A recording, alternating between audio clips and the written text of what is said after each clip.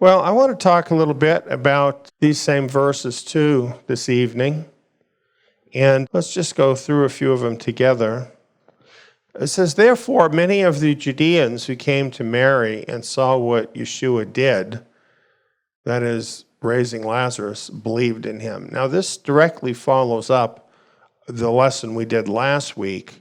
That is the entire story of Lazarus being raised from the dead and a crowd of people observing as Yeshua called Lazarus out of the grave after being dead for 4 days. And these people were there mourning his death because they all knew he had been dead for 4 days. And truly, you can just imagine being there yourself. And I've never gone to a funeral where I've seen anything like that happen. That was pretty amazing, wasn't it? So it's not a surprise that after seeing that, many of those people put faith in Yeshua. Really, wouldn't you be foolish not to after seeing that? And yet, some of them went away to the Pharisees and told them the things which Yeshua had done. And so here we have two kinds of people. And I just want to note this. I think it's interesting. The section of Scripture here starts with this. And we still find this now all the time. We have the first kind of person that lives in reality. They observe what reality is. This amazing thing happened where Yeshua raised Lazarus from the dead. They saw this and they believed what was obviously true, that Yeshua is the Messiah, and they put their faith in him. They were people who respond to the truth. And that's really the only kind of sane person. That's actually the truth. And that's the kind of person that Yeshua is looking for. People like that. And then we have these other people who see this thing that happened, which is so amazing. And this is their opportunity to join themselves to the Messiah of Israel. But instead, they go off to the existing power structure and basically seek the favor from the world's elite. And why do those people do that? Well, it's because they love the world and the things of the world, and really the spiritual things don't hold a great deal of interest for them. And it's such a sad thing when we see this. Yeshua said in Luke chapter 12, "Do you think that I've come to give peace in the earth? I tell you, no, but rather division. For from now on, there will be 5 in one house divided, 3 against 2, and 2 against 3. It's not that Yeshua wants to divide people, but this is the effect that he has everywhere he goes. You see, there's some of the people that see the truth, they love the truth, they respond to the truth. Then there are the other people who are really self-serving. They love the world. They respond to what the world has. And these two positions are totally opposed to each other. It causes division. Who is causing the division? Is it the person who responds to the truth or the people that hang on to the lies? You see what I'm saying? It's not that Yeshua wants to cause division, but it's that some people want to hang on to the world and hang on to the lies. And so that ultimately does cause division. And so as long as we're in this world, until Messiah comes, this will be the condition. There will be these two kinds of people. And I think this is something that we see from these verses. Well, the chief priests saw this. It says, the chief priests, therefore, and the Pharisees gathered a council, that is the Sanhedrin, and said, what are we doing? For this man does many signs. If we leave him alone like this, everyone will believe in him. Oh, that would be terrible, wouldn't it? It would be for them. And the Romans will come and take away both our place and our nation. Now, I just believe if this Sanhedrin had really had the best interests of their nation at heart, they saw these many signs, which they admitted, right? They saw all these signs. Shouldn't they be saying, oh, finally our Messiah has come. Let's run right out and accept him. That's what they should have said, right? But instead, it's a big threat to them because they think like the world. They don't think like God. Now, this is amazing because these people are supposed to be the greatest Torah scholars in the entire country, right? These are the most religious, most pious people by every outward sign that meant anything to those people in that religion. And yet, look what was in their heart. They were seeing the signs of the Messiah, and to them, it was a horrible thing. And by saying, what are we doing? You know what they're saying? We're letting this happen. We've got to do something to stop this. And saying everyone will believe in him. Now think about this. If they're that worried, what was really happening in the first century? You know, what we hear in the church is that the Jews rejected Jesus, right? They rejected him. They didn't accept him. And that's why he had to go to the Gentiles to set up the Gentile church. Only that isn't what happened. Look at the huge amount of support that Yeshua was getting from Jewish people there in Jerusalem. That's, in fact, what the Sanhedrin was so afraid of, because he was getting all of this support. People were believing in him. So we see as we go through this, you're going to see this build and build, this support for him among the people. And this just totally flies in the face of this narrative of the Gentile church. It does not stand up to these facts that we have here in the book of John. And as for these rulers, don't be shocked by them. We have plenty of rulers just like them. Should we think that today people are any better than this? Do you think the rulers that we have, say in Washington, D.C., are any better than this? Do you think they wouldn't kill their rivals that they're afraid of? I think there's an awful lot of suicides that go on that I read about in the news that I find very dubious. How about you? This is not something in the ancient past. This is something that has been going on with people in power throughout history.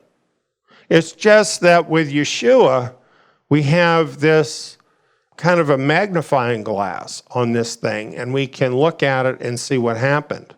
But when you're looking at this, you're looking really at most of these various governments, whether it's political governments or religious governments in the world. Now, I'm not saying every one of those people is corrupt, but this is not an uncommon thing that we see going on here.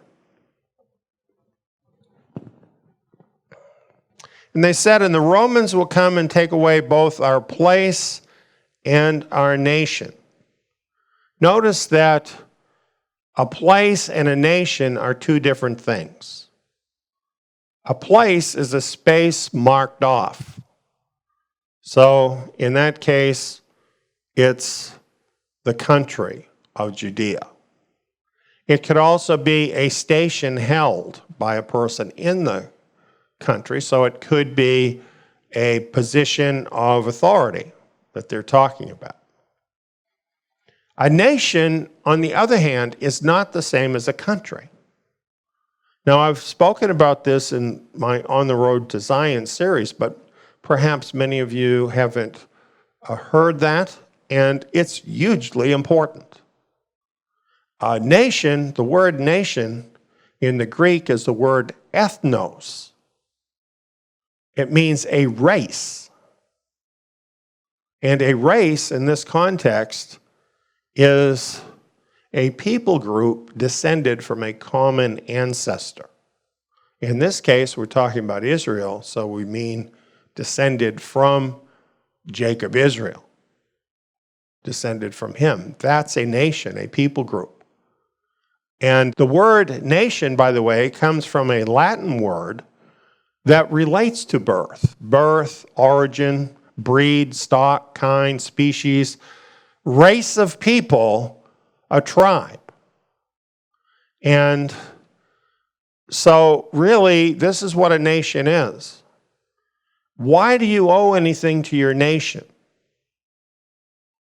You owe something to your nation because your life comes from your nation, literally. Because your nation includes people who have this common ancestry. And it's our ancestors that passed on life to us, right? So this is why we owe something to our nation. What about your country? What do you owe to your country? The country you live in. Do you think just being born on a certain piece of ground means now that you owe your allegiance to that particular place? On what basis? Did that piece of ground give you life? So you can see why the powers that be have wanted to confuse this word to make you believe that a nation is the same as a country. It really isn't. Now, I'm not saying that we should betray our country. That would be wrong too. But I'm just saying that just as your family holds a place above the country you live in, your nation that you belong to should also hold a place above the country you live in because you owe your life to your nation. It is, in fact, your family, your larger family. And so when we're talking about Israel as our nation, this is our priority in terms of the people group to whom we owe our allegiance. That's the reason, of course, why the Sanhedrin were worried about the Romans taking away their nation. That's still how the word was understood back then. Today, though, we can read this and not really even understand what it's talking about because the definition of this word has been changed. Now, what you're seeing here is a definition based on the original etymology of the word. In other words, where the word came from. You look this word up in a modern dictionary, and it'll tell you that a nation is the same as a country. I wonder why they would lie in the dictionary. Are there any other words that have been changed? You know, there's a lot of them. There's a lot of them. One that immediately comes to mind is the word marriage. If life went on another generation or two and Yeshua did not return, would people ever know that marriage in the Bible is the union between a man and a woman in covenant with one another? Would they ever know that? You see, this is how words change over time and how the truth is obscured and the reason why we need the Bible because the scriptures preserve the truth. So we can know what things really mean, but even there, sometimes you have to dig like we did here to see what those original words were actually saying.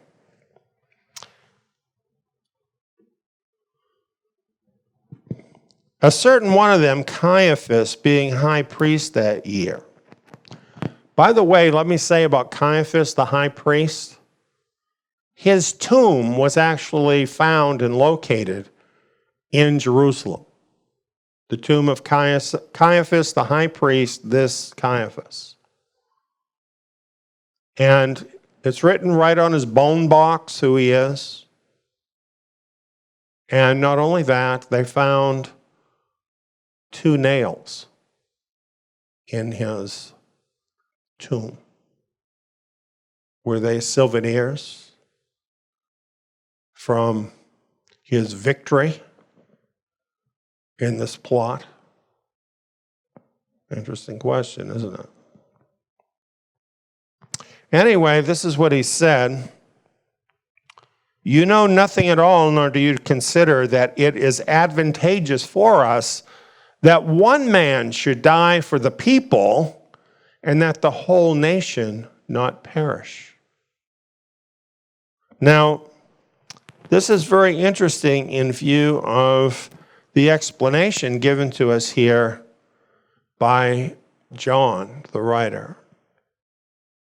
He says, now he didn't say this of himself, but being high priest that year, he prophesied. So here we have this guy doing this wicked stuff, right? Plotting a murder. And plotting a murder of anybody is wrong, but plotting the murder of the Messiah of Israel, that's a traitorous act against his own nation, isn't it? And yet, he prophesied, spoke a word that came from God. That is by the Holy Spirit. Can that happen? Can evil people actually prophesy? You know, some people say that can't happen, but here it happened. If Yahweh can make a donkey talk, he can certainly prophesy through this man. But it tells us the reason this could happen here is because he was the high priest that year. There is an office here that has to be respected even though the man is corrupt. This is part of holy order in the scriptures. It's part of the Torah that those who are in office need to be respected. We need to do that in our nation. We need to do that in our country as well. We must respect those who are in office because the scripture says that all authority is from Yahweh. They wouldn't be in that office unless he allowed that to happen. So an office must be respected, and Yahweh himself respected the office here insofar as he even prophesied through this man. But what was the prophecy about? Well, here's how John explains it. This is what the prophecy meant, according to John here. Yeshua would die for the nation, and not for the nation only, but that he might also gather together into one the children of Elohim who are scattered abroad. Interesting. So, John is saying the high priest is not only prophesying about that nation there in Judea, but also about the children of Elohim who are scattered abroad. Interesting. Well, Yeshua had said something similar. In John 10, he said, I have other sheep which are not of this fold. I must bring them also, and they will hear my voice. They will become one flock, one shepherd. Very similar, right? 2 groups that Messiah was specifically coming for. And this prophecy acknowledges that there's 2 groups. Now, who are these two groups? The one we know. The nation essentially of Judah, they're in Judea. We know that one. But what about these children of Elohim who are scattered abroad? Well, if you look up the verse here in most Christian reference works, they're going to tell you, oh, this is referring to the Gentiles who are scattered throughout the world. This is the church. This is a prophecy about the church. But is it? Well, not if you know your scriptures. It's not.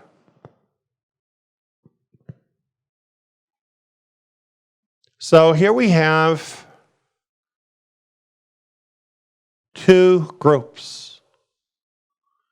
In the first instance, it was called the people who were in the place. And then we have here those scattered abroad. Messiah mentions other sheep, and he's going to bring them into one flock too. So, who is this other group? Well, the Torah makes this very clear for us.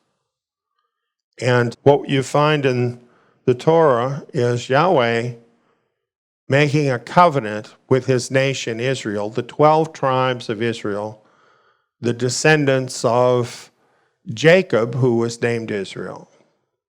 And they entered into this covenant.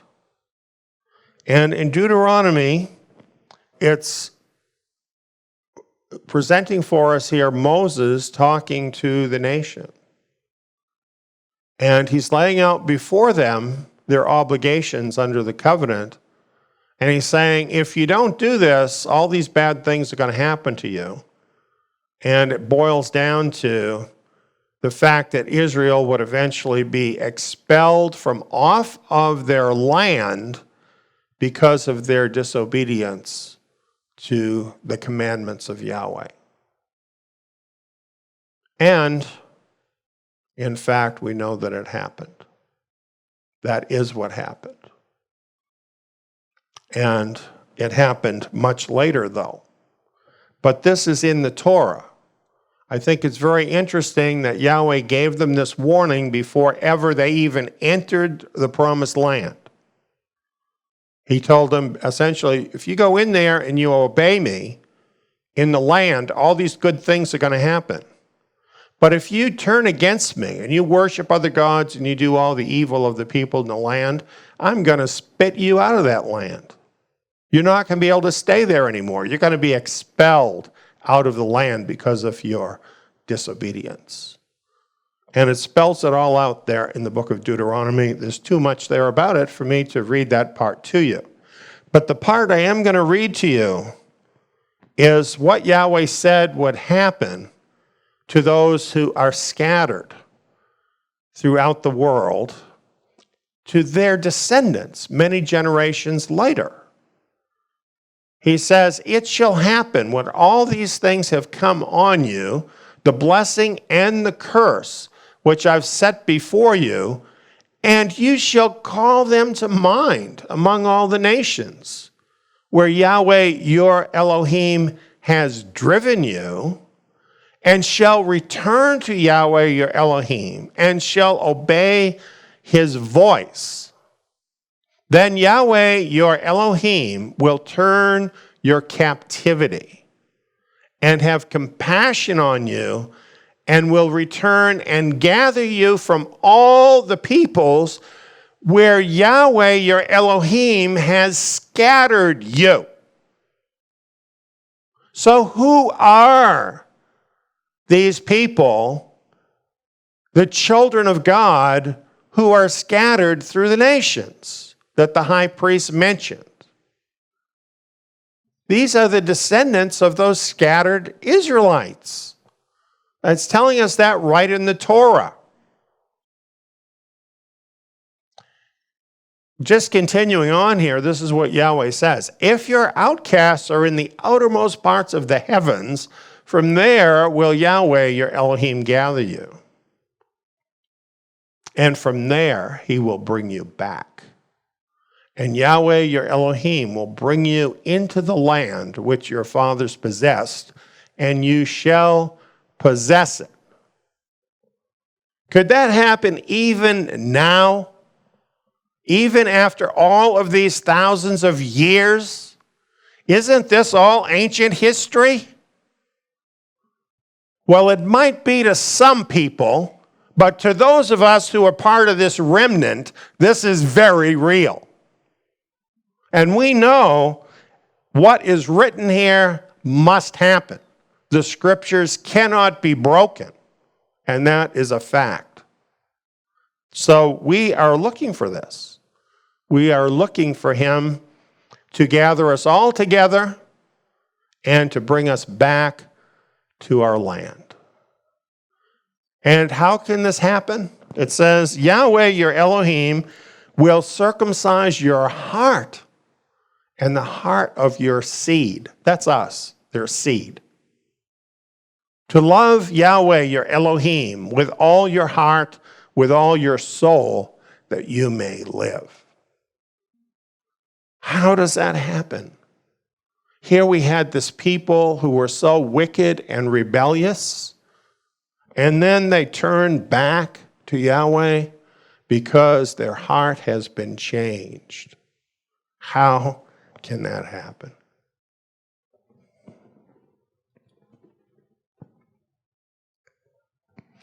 Jeremiah the prophet wrote about this, and when Jeremiah wrote, the nation of Israel had already been divided into two nations. There was the nation of Judah, which roughly corresponds to the later nation of, or country of Judea, where we're looking at the events right now in the book of John. But the larger part of the people, the 10-tribe kingdom, had pulled away from Judah. And they were a separate nation. And you know, in the entire time that that nation existed, they never had even one righteous king. Not even one. And they just sank deeper and deeper and deeper into idolatry and every imaginable sin, worse than the world. Until Yahweh did what he said in the Torah, and he sent the Assyrians to clear them off the land, and from there they were scattered throughout the world. Later, the same thing happened to Judah, but Yahweh did not scatter the entire nation. There was a remnant that came back. And these were the ones that established the group that was there when Yeshua came into the world. This is what Yahweh said after that first group had been scattered, but the second group had not yet been scattered. He says, I will turn again the captivity of my people, Israel and Judah. Notice he's talking about the two groups. I will cause them to return to the land that I gave to their fathers, and they shall possess it. Spiritualize that for me, will you?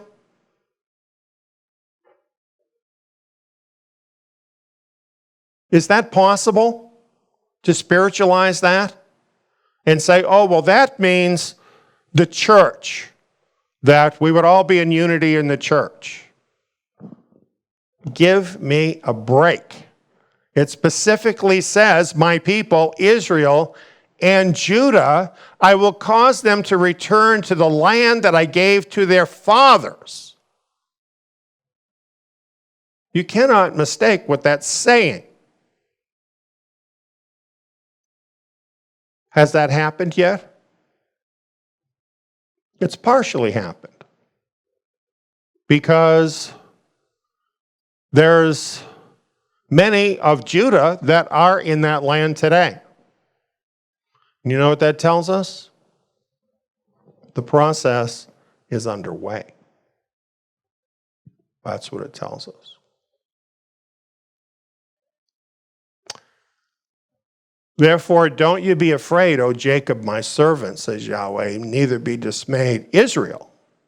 For behold, I will save you from afar, and your seed from the land of your captivity. That's us, their seed. And Jacob shall return, and shall be quiet and at ease, and none shall make him afraid.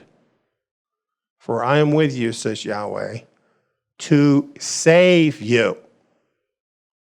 For I will make a full end of the nations where I have scattered you.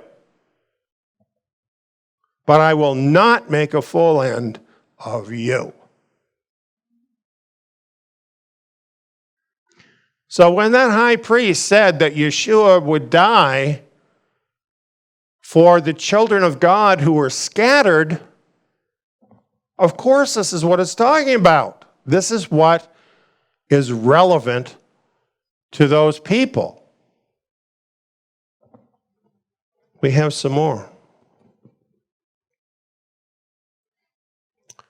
This is also from Jeremiah. Yes, I've loved you with an everlasting love. What is an everlasting love? Can you forever reject someone for whom you have everlasting love? That would be a contradiction, right? Therefore, with loving kindness have I drawn you. Yahweh, save your people, the remnant of Israel. Yahweh says, I will bring them from the north country and gather them from the uttermost parts of the earth. A great company shall they return here. Where? Of course, to the land where Jeremiah is speaking from. He who scattered Israel will gather him and keep him, as a shepherd does his flock. Oh, I have other sheep who are not of this fold that I must also bring. For Yahweh has ransomed Jacob and redeemed him. It is the death of Yeshua Messiah that makes possible the return of the remnant and the raising up of the remnant nation, because our sins are too great without that. Did Yeshua know when he died on that tree that he was dying to restore his nation? Do you have any doubt? With such a price, is it possible that this could not happen? It must happen.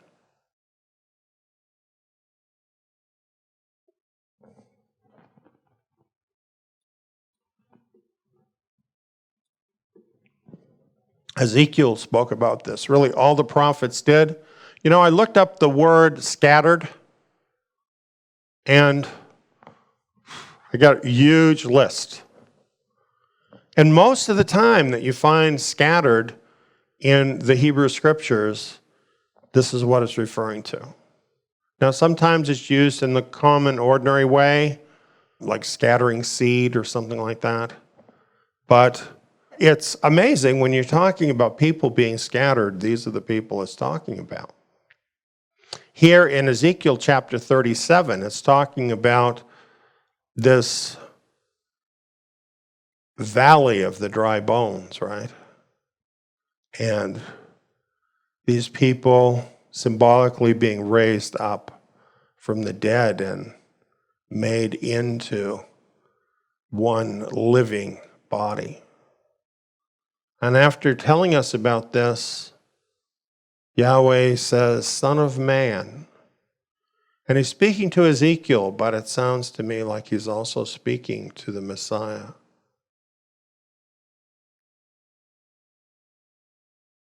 Take one stick and write on it for Judah and for the children of Israel, his companions. And take another stick and write on it for Joseph, the stick of Ephraim, and for all the house of Israel, his companions. And join them into one stick, that they may become one in your hand. It is the blood of Yeshua Messiah that joins together the remnant nation into one stick in his hand, an instrument that he can use for the glory of his Father.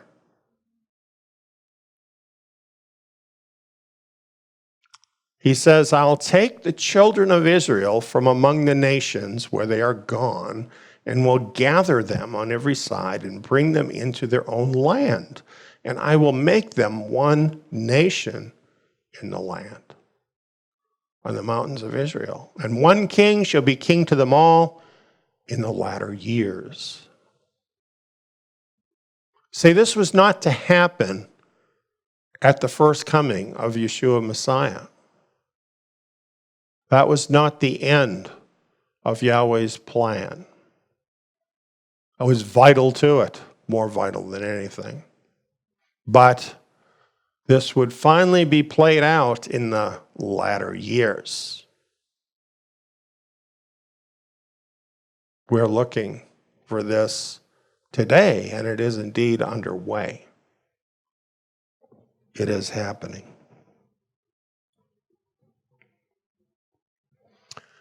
It's very interesting that among the early believers, the scattered remnant of the 12 tribes formed the core of that assembly of believers. So much emphasis is put on the Gentiles by the church that this simple truth often gets overlooked. For instance, in James, the brother of Yeshua, who was the leader of that assembly, he wrote a letter, and he starts out saying, the letter from Jacob, we say James in English, Jacob, a servant of Elohim and of Adonai Yeshua the Messiah, to the 12 tribes which are in the diaspora. So he specifically mentions the 12 tribes.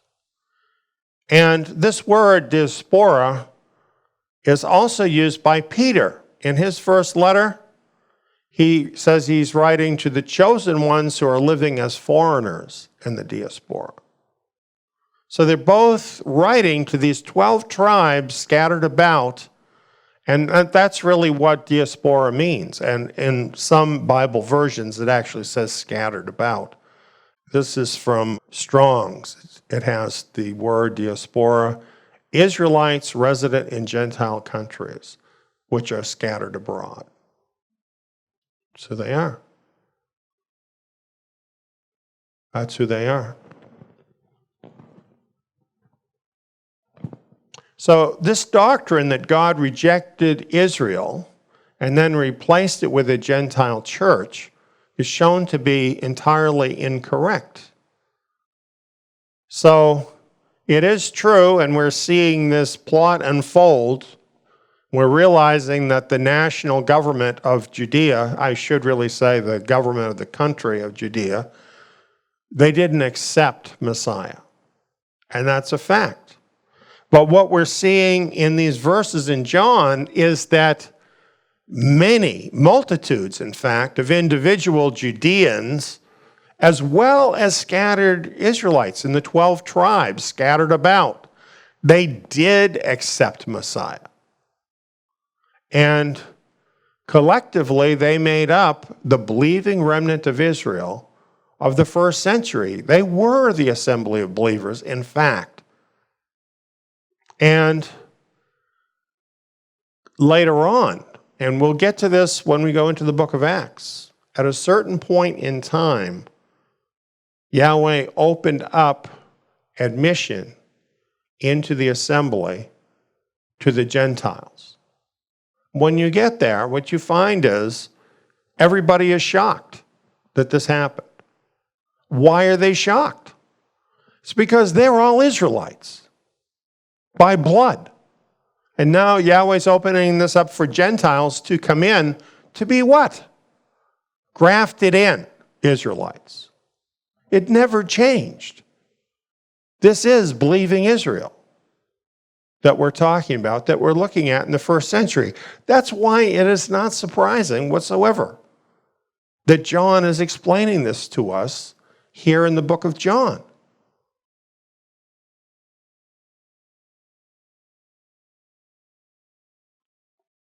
So the thing is that's kind of different about this is that those scattered Israelites remain scattered. They didn't come back. They didn't gather into the land. And why? Wasn't Yahweh's plan for them to come back then? They had to wait to the end of the age for the time for that to happen. But even though this is 2,000 years later after Messiah gave his life so this could happen, he has redeemed his people. And that's the basis on which we are his people. That's the basis on which we can be his nation and return to our land. Well, it goes on here, it says, from that day forward, they took counsel that they might put him to death. So they're seeing all of these people putting faith in Yeshua, and that's why they're saying, okay, we've got to come up with a plan to kill this man.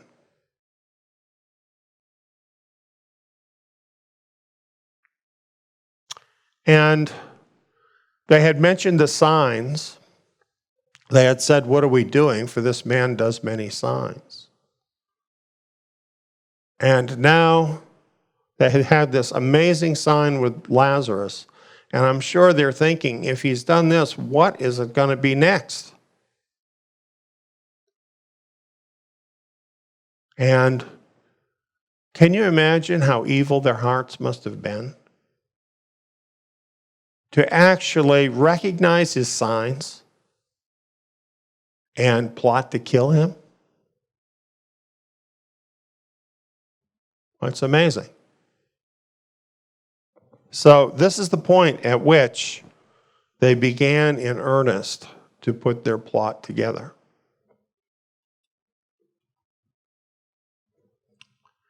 It says, Yeshua therefore walked no more openly among the Judeans, but departed from there into the country near the wilderness to a city called Ephraim. He stayed there with his disciples. So Yeshua knew it wasn't time yet, so he didn't want to be available yet for their plot, and he withdrew to a place called Ephraim. Now, the word Ephraim is known to us because we saw it in the prophecies we were looking at, and Ephraim was used to represent the entire northern kingdom that had eventually been taken into captivity. This was not that same Ephraim, but of course named after Ephraim. This was a town very close to the border, though, between those two kingdoms, where those two kingdoms had been before the captivity ever happened. And there is a city there called Taba, which is a Palestinian city today. So that's where it's located. And I just think this is so interesting because where we see John talking about the scattered remnant, right, and the two peoples. And then we have Yeshua withdrawing to a city which is right essentially on the border where those two nations came together. To me, that's kind of symbolic of what Yeshua had come to do, to gather together the entire nation and make it one nation again. And so I thought that was very interesting. So he stayed there for a period of time, and then it goes on. It says, now the Passover in Judea was at hand. Many went up from the country to Jerusalem before the Passover to purify themselves. Then they sought for Yeshua and spoke one with another as they stood in the temple. What do you think, that he isn't coming to the feast at all? And then it goes on, now the chief priests and the Pharisees had commanded that if anyone knew where he was, he should report it, that they might seize him. Well, John Gill in his commentary says, this made it a doubtful point with some whether he would come to the feast or not.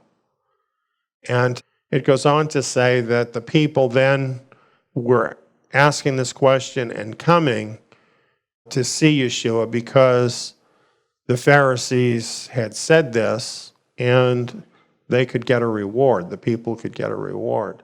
However, as we progress in the story, it doesn't give that for a reason why the people came. It gives a different reason. So I think that Gill is mistaken about that. I think the reason why they would wonder, what do you think, that he isn't coming to the feast at all, is because he had dropped off the face of the earth, right? He had been there talking to all of them. He had done the miracle and so forth, and then he was just gone. So they were wondering whether he was going to come back or not. And then it says that the chief priests and the Pharisees had commanded that if anyone knew where he was, he should report it, that they might seize him. Now, they didn't tell the people about their entire plot, that they were going to kill him. So they didn't know that yet. Well, what happened next? 6 days before the Passover, Yeshua came to Bethany. That'd be day one, probably, right?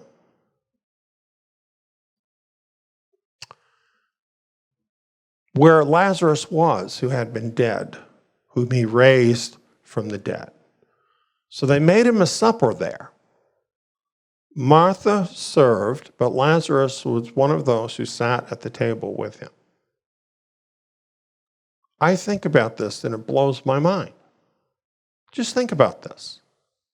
Here's this guy who just, a short time before this had been dead. And there was this big family crisis, right? And now Yeshua comes and they're all having supper together. And it's just this normal thing, right? And Martha serving supper, Lazarus is there, no doubt talking with Yeshua, probably some other people there, intimate friends. All just normal. This is the thing that kind of blows my mind about Yeshua. Because, on a certain level, he's just a normal guy like you. And this is how he was with his disciples, He's sitting down to supper with these folks. And here's this guy sitting with him who had been dead for 4 days. How could you not believe, right? But then he's just a part of this supper. Well, how do you think that family thought about him? How would you feel? Just think if it was your family. Someone who is a vital part of your family, someone you love, dies. And then 4 days later, this other friend of yours raises him from the dead. how are you going to feel about that person? Let alone the whole Messiah thing. No doubt he was greatly loved by this family. It's in this context that Mary, it says, therefore took a pound of ointment of pure nard, very precious, and anointed the feet of Yeshua and wiped his feet with her hair. The house was filled with the fragrance of the ointment. Given what had happened in that family, this is not hard to picture.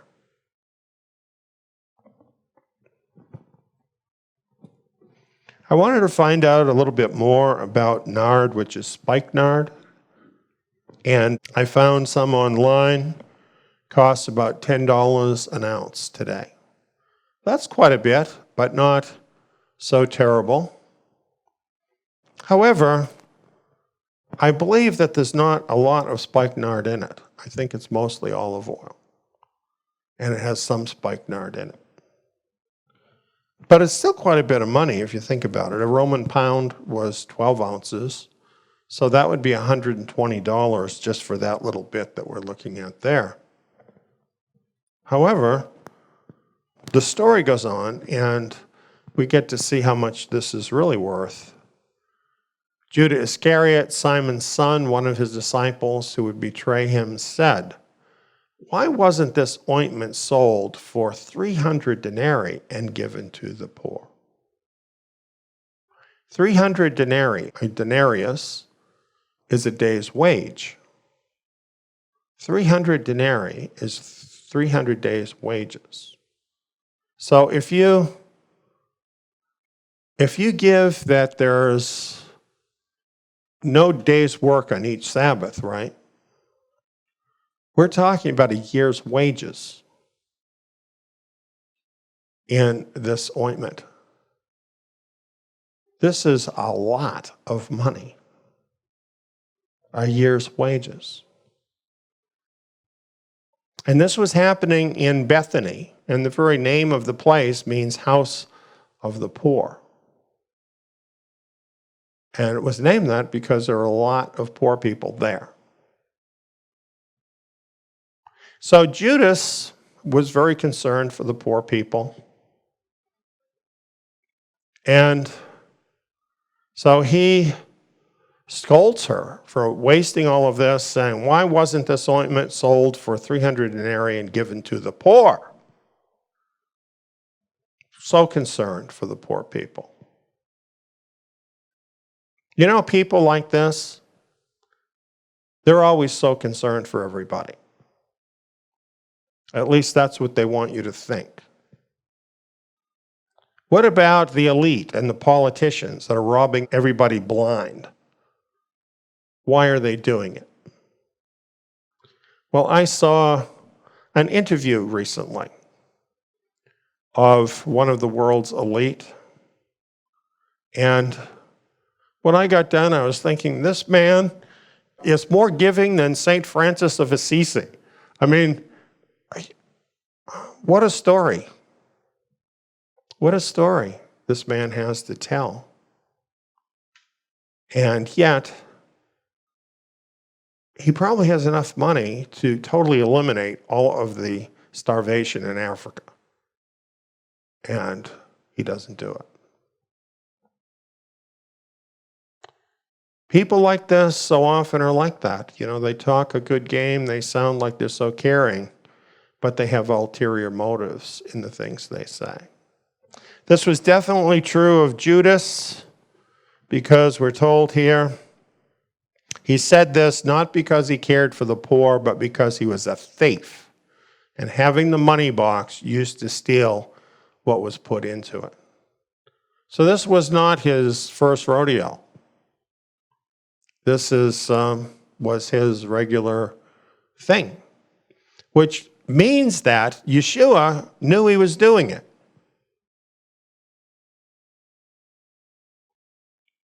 That's kind of an interesting thing to think about, isn't it?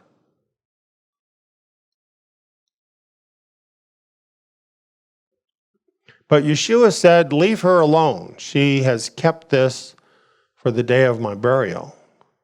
For you always have the poor with you, but you don't always have me. So he could have outed Judas for the thief and liar that he was, but instead he addressed the question. And isn't that so true? You always have the poor with you, but you don't always have me. They did. I mean, that's the name of the town. They always had the poor people there. But there's only one Yeshua Messiah.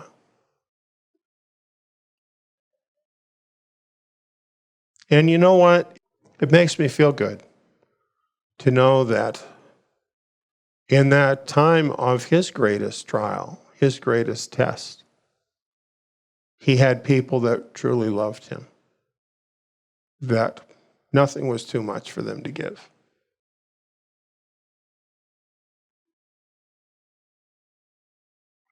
So I'm really glad for those people, and I'm so glad for Mary and what she did. You know, it's the same thing for us who are part of the remnant, who love Yahweh's nation, who put our whole selves into building his nation. We're doing it for him. We're doing it for Yeshua.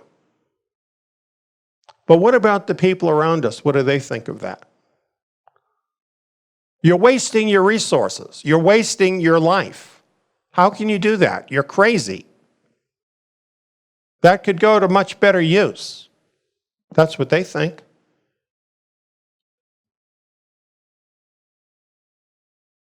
We can't help what they think. Doesn't matter what they think. It was Mary who was right here. You cannot give too much to Yeshua Messiah, and you can never outgive him because he's already given you everything.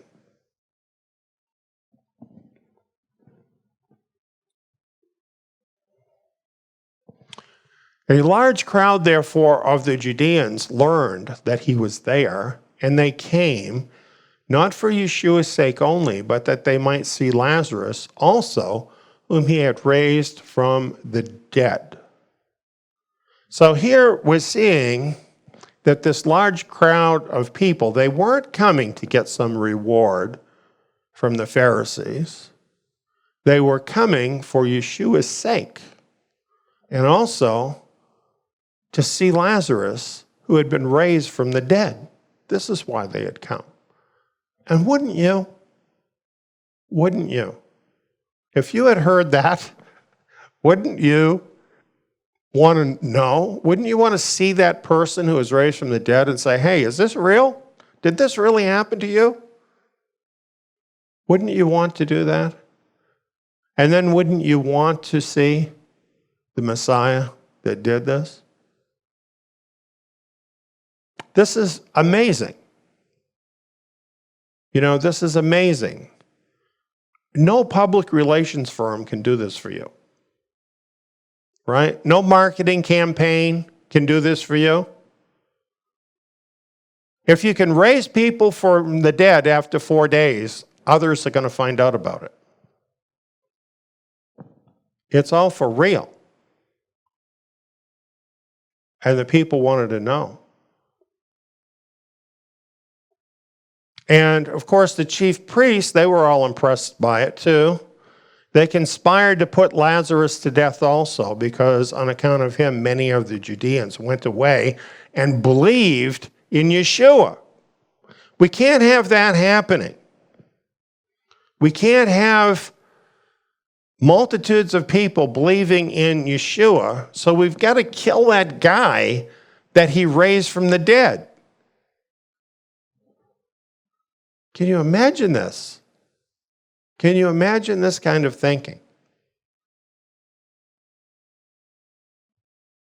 It's an obsession with their power, isn't it? Multitudes of the Judeans.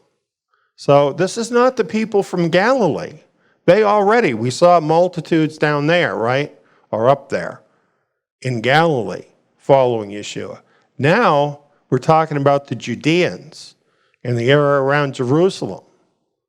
Now they're believing in Yeshua. These are the people who are supposed to especially be supporting the religious leaders. This has them totally at their wits' end. They're obviously crazy at this point, ready to go on a killing spree.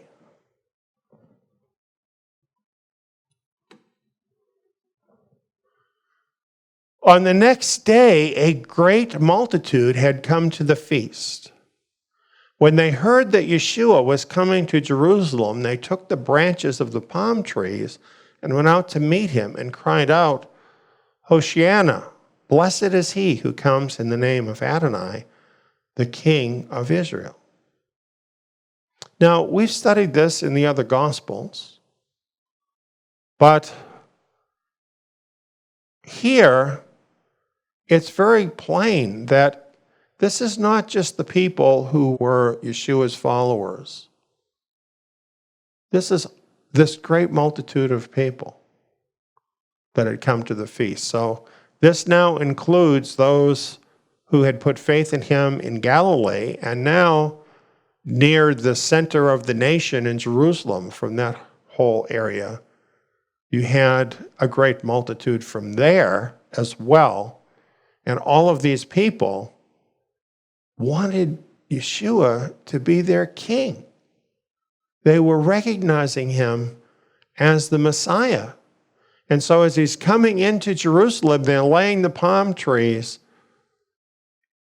in the road ahead of him, meeting him, crying out, blessed is he who comes in the name of Adonai, the King of Israel. Was he the King of Israel? He was the King of Israel. And he is the King of Israel.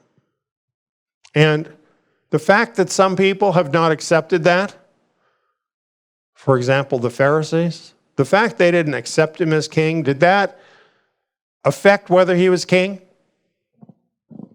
He was king. He was the rightful authority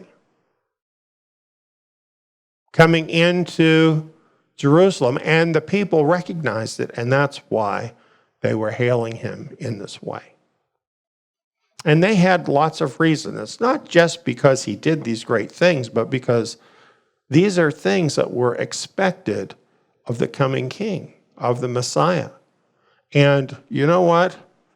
Yeshua overperformed. He did all the scripture said and more that they didn't expect. He was so the king. And they were actually quoting from Psalm 118. Now, Brother Steve brought this out tonight. But there's some other things in the chapter, too, that I think are of interest. Now, a few weeks ago, we read Yeshua was talking about the fact that he is the gate. You might remember that, and we mentioned these verses then. And the psalm says, this is the gate of Yahweh, the righteous will enter into it. And it goes on, I will give thanks to you, for you have answered me and have become my salvation. That is Yeshua. It even names Yeshua. And then it says, the stone which the builders rejected has become the head of the corner. Now, this is all prophetic of what was happening right then. Because the builders of the nation were rejecting Yeshua, who now is coming into the city as the king, as the head of the nation. And then it goes on, save us now, we beg you, Yahweh. Blessed is he who comes in the name of Yahweh. So this is the direct fulfillment of this psalm.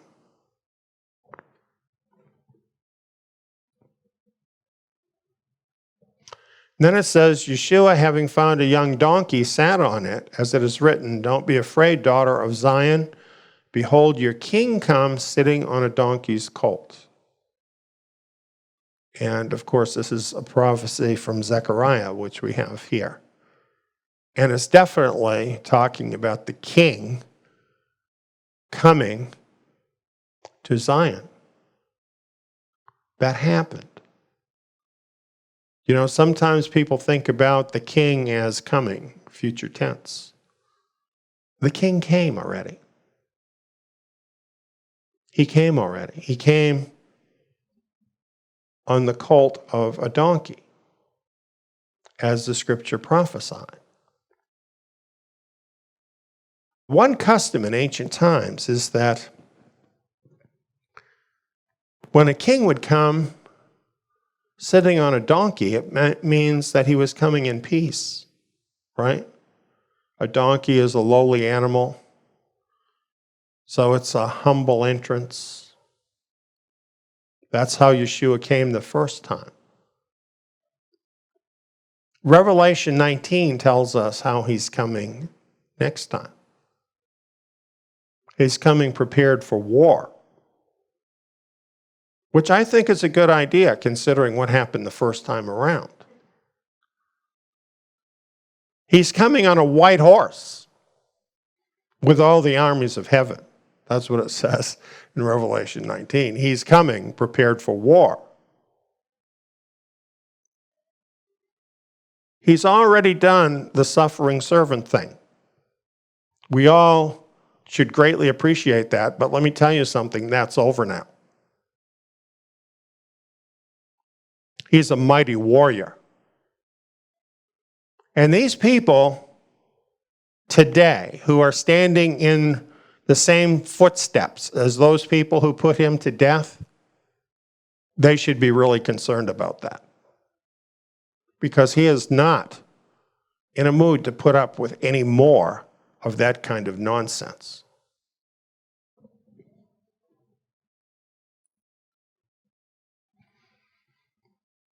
John says his disciples didn't understand these things at first, but when Yeshua was glorified, then they remembered that these things were written about him and that they'd done these things to him. You know, prophecy is kind of amazing. A lot of times people don't understand when they're actually seeing prophecy being fulfilled. This is happening right now too, by the way. So often people don't see prophecy being fulfilled, even though it's happening right before their eyes, until they receive revelation. That's what John is talking about. They received the revelation, and then the things they had actually witnessed and been a part of came alive to them from the scriptures. This is happening for the remnant. We're seeing it. How come we see things that other people don't see? It's the will of our Messiah that we see them. It's time for us to see them. That's why we're seeing them. The multitude, therefore, that was with him when he called Lazarus out of the tomb and raised him from the dead was testifying about it. For this cause also the multitude went and met him because they heard that he had done this sign.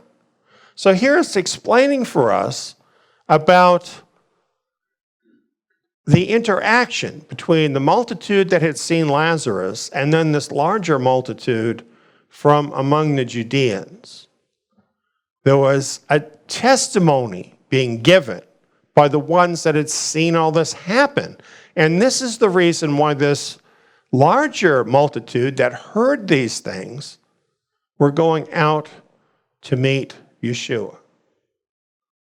So you see, this was entirely sincere, what was happening with these people. That's all that you can say about this. This was not in any way not authentic. This was authentic. And this is very important for us because it means that that whole story about Israel rejecting the Messiah and then this church organization of the Gentiles being formed, that entire thing is a scam that started with Justin Martyr and then was carried on by the church fathers and bought into by the Gentiles. And now that's all being turned around. That's what we're about to see. Now, in saying this, in no way am I against any of the Christian people. And I'm glad for them that they have put their faith in Yeshua so far as they know him. But the reason I'm pointing this out is not because of any malice towards them, but because we have to know the truth. Here in these last days, we have to understand the truth. And what this really means is that Yahweh is turning his attention back to the remnant, and we're seeing a change. Things are going to go back to the way they were in the first century, and we're seeing Messiah's attention turning back to the remnant, even while the church is suffering major problems, let's face it. Well, getting back to this about the multitude who had just welcomed Yeshua into the city as their king.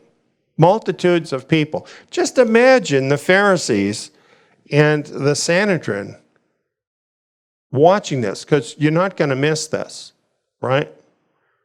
You're not going to miss this. They're up in their high place, up on top of the mountain in Jerusalem. They're able to watch this whole thing, and trust me, they are freaking out. They are totally freaking out. The Pharisees therefore said among themselves, "See how you accomplish nothing. Behold, the world has gone after him." This is such a different picture than how we usually hear about Yeshua. So many times, this is presented as if this was some kind of an event. A few people knew about it, but it was largely ignored. No, that isn't what happened at all. How could the Son of God come into this world and go out like a mouse that nobody ever heard of? He went out like the lion he is. And he left his indelible mark. And the righteous still feel that in the best possible way. And the wicked are going to soon feel it too, but not in a way that they will welcome. That's the plot to kill the king.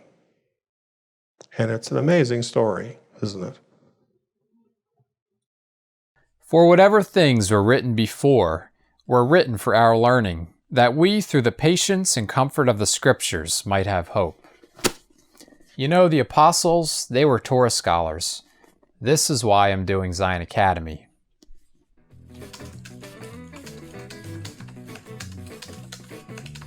The lessons include 2-hour audio programs and quiz modules.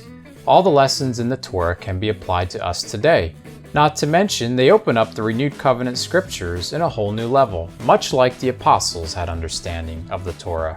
Plus, I can do the courses in my own time, at my own pace, with no prerequisites, and at a very low cost. I can do them here. Or here. Tsiyon Academy students are provided with study materials, the Tsiyon Messianic Scriptures, in-depth verse-by-verse programs, and quizzes with your final grade and a certificate at the end of the course. Tsiyon Academy also offers assignments for students who would like to opt in to take part in the Tsiyon Tabernacle live Shabbat meetings. Become immersed in the Torah. Find out how you can become a Tsiyon Academy student at tsiyon.org.